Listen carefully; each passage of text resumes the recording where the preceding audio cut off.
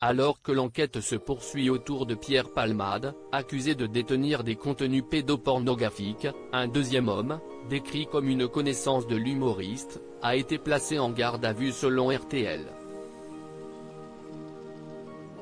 Le 10 février 2023 marquera jamais un tournant dans la vie de Pierre Palmade.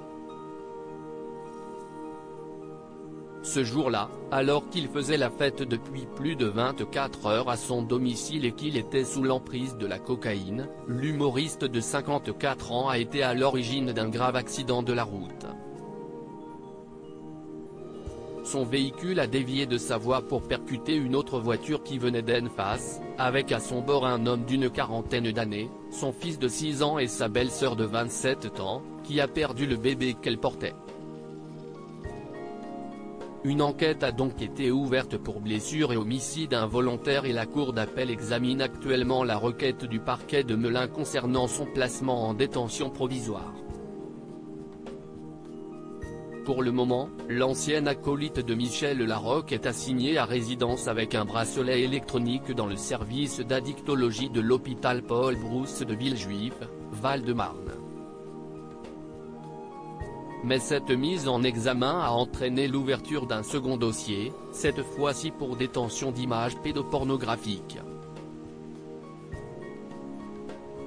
En marge de l'enquête, 2 hommes se sont en effet présentés à la police. Le premier affirme que Pierre Palmade se serait vanté auprès de lui de pouvoir disposer sexuellement de 2 enfants, âgés de 9 ans et 7 ans, alors que le deuxième dit être en possession d'une vidéo où l'humoriste visionne du contenu illicite. L'homme en question aurait récupéré cette vidéo après avoir acheté un téléphone portable ayant appartenu à un proche de la star. 2 hommes proches de Pierre Palmade en garde à vue pour l'heure, la police est toujours en train de vérifier la véracité des dires de ces 2 témoins, alors que les ordinateurs portables et autres appareils électroniques appartenant à Pierre Palmade sont en cours d'analyse.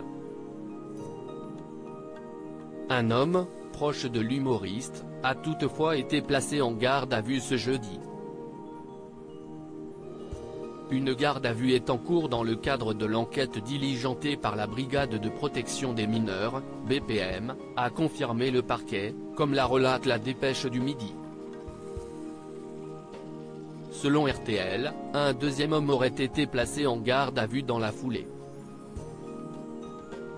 Les enquêteurs ont pu établir que ces 2 hommes apparaissent sur les images transmises à la BPM, sur lesquelles l'humoriste visionnerait du contenu pédopornographique. Tous 2 sont décrits comme des connaissances du comédien, qui pourraient donc apporter beaucoup d'informations aux policiers.